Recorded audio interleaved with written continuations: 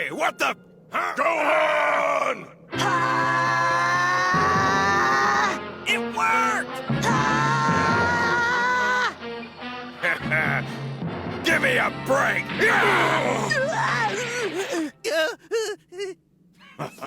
Hey guys, it's Ashley here with Watch Mojo, and these are the top 10 things Dragon Ball wants you to forget.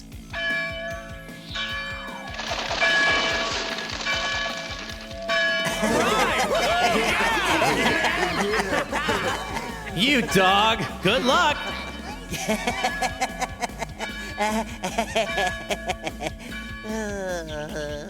For this list, we'll be looking at plot holes, inconsistencies, and dropped storylines that this action shonen would prefer you didn't remember. Did we miss anything? Let us know in the comments below, and as always, if there's a Dragon Ball list you want to see, go to my Twitter at AshJBo and let me know.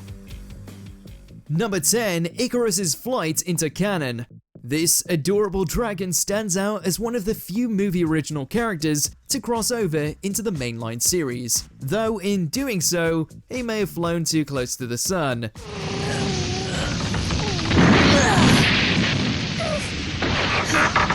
There! Now you're free to fly away!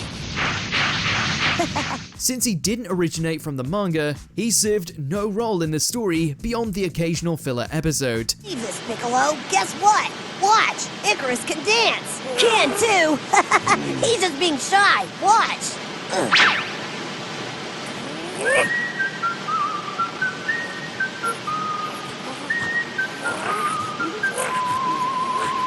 Despite his sweet relationship with Gohan, Icarus was quickly pushed aside early in the Android saga, and completely forgotten by the time GT and Super came along. There's never been any confirmation as to what happened, but we can just hope he's off dancing in the woods somewhere.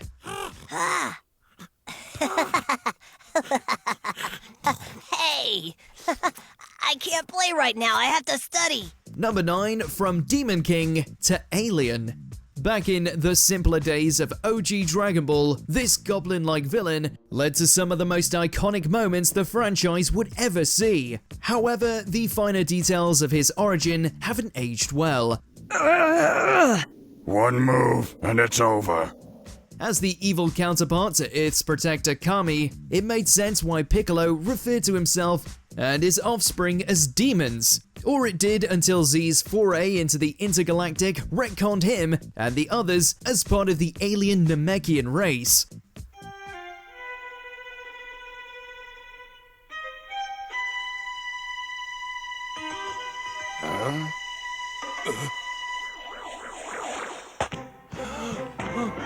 While this worked in tying the two series together, the story had to bend over backwards to justify why none of them knew they were actually from a different planet. Number 8, a not-so-grand tour. While not without its hype moments, the general consensus on Z's follow-up anime is tepid, to put it lightly. It technically marks the sequential endpoint of the Dragon Ball universe, though it seems the franchise is steering away from GT's timeline.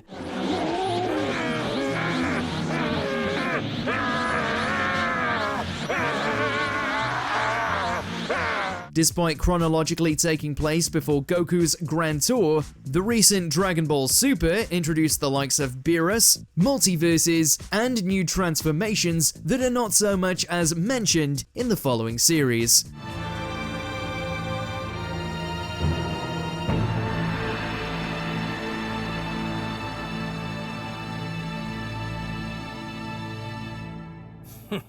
Unless Goku and company are headed towards mass amnesia, GT just doesn't fit into the mainline continuity anymore. Number 7, A Tale of Tales.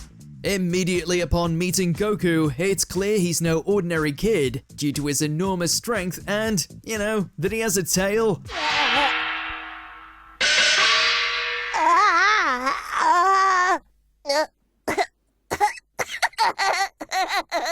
I did it!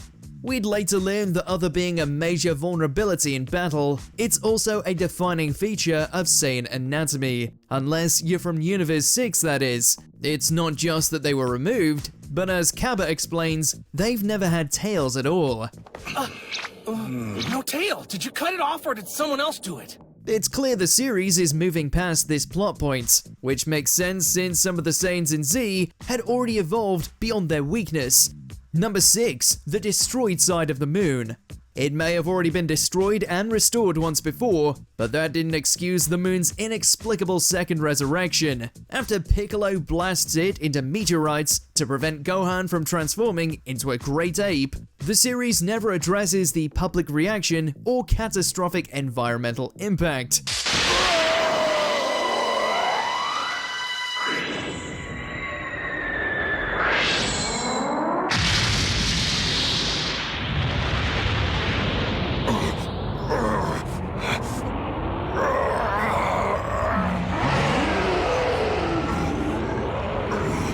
In fact, the moon is plain to see in later arcs of the series, despite no confirmation they ever wished it back with the Dragon Balls. When I give the signal, the skirmish may begin.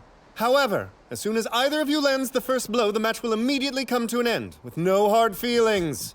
But putting all that aside, does anyone else remember that Goku left Monster Carrot and his thugs imprisoned up there? Like the inconsistent moon, it's probably best not to dwell on that. Power pole extend!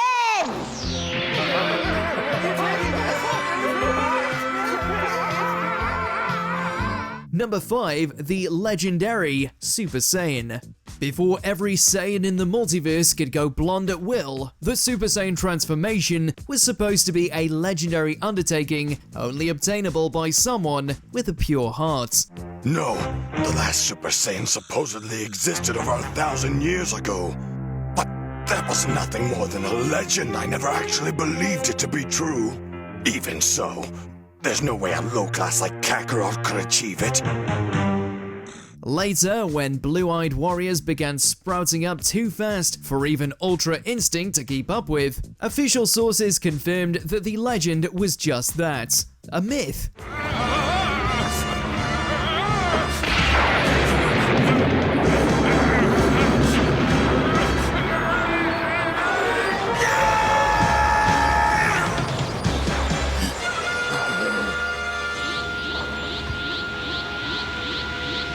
Apparently, a molecule called S-cells triggers the transformation, and since they're more commonly found in warriors with gentler spirits, the fable was misconstrued. While it does take away some of the awe factor from Goku's iconic gold head debut, it does justify why the Universe 6 bunch was able to catch up with so little effort.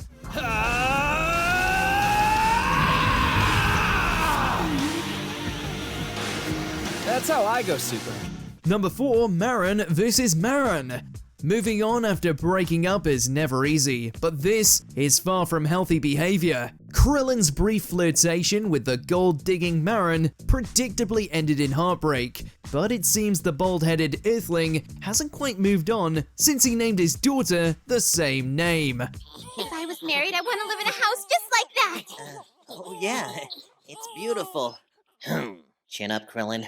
Where there's a will, there's a way. Technically, she's Marron with 2 R's. Huh? Hey, Dad! Get the ball! Get it, Dad! There you go, Marron, you little firefly. Hey, girl.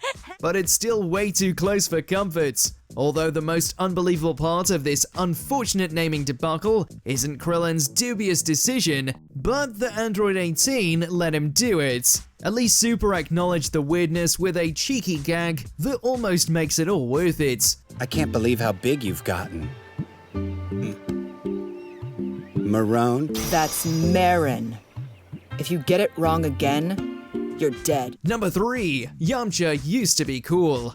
It's hard to believe, we know, but before this long-haired warrior became both the series and internet's perennial punching bag, he was actually a pretty awesome character. While his admittedly underwhelming performance in Z has done irreparable damage to his image, let us not forget this former bandit nearly defeated Goku in their first brawl using his slick Wolfang fist.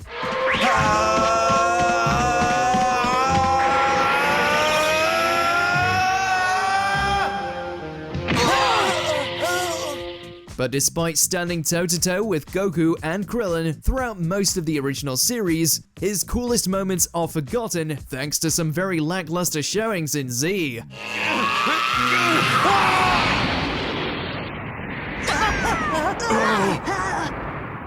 Yamcha.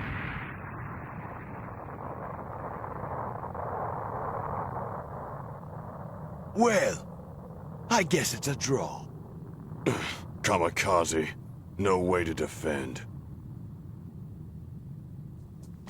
It's a shame, but he may be waiting for his invitation to the Tournament of Power for a long time. At some point, they are going to ask me to join the team for the tournament, right? I mean, surely they have to want me there. Yeah, I'm sure they'll get around to it. Eventually. What? Number 2, Trunks' hair color. Yes, there's hair dye even in an apocalyptic wasteland. The grand return of this future warrior in Dragon Ball Super marked a major resurgence in fan interest, though he didn't come back quite as they remembered him. But then you came along. And just how were you going to make a move when you were 2 hours away in space? Nope, this was a case of the Mandela effect. His once distinctive purple grey color was now light blue.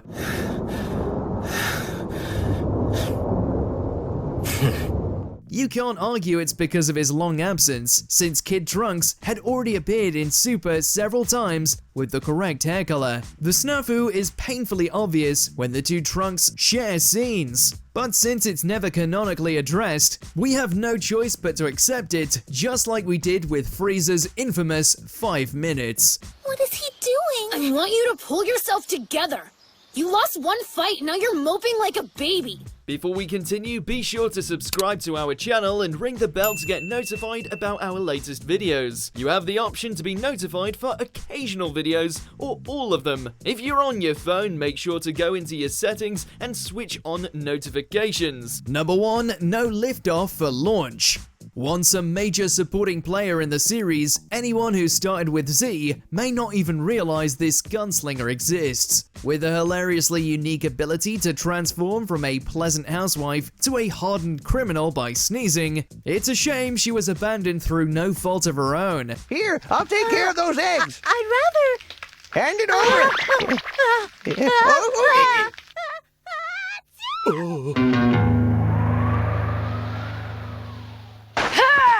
What are you looking at, old-timer? Not so fast. Mercy! Series creator Akira Toriyama has gone on the record stating that he failed to include Launch in Z simply because he forgot she was a character. Yep, you heard that right. Even Dragon Ball's author forgot about her.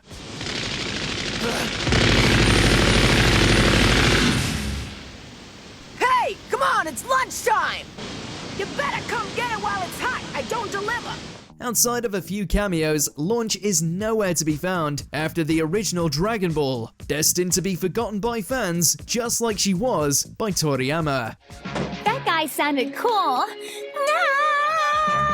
Do you agree with our picks? Check out this other recent clip from WatchMojo and be sure to subscribe and ring the bell to be notified about our latest videos.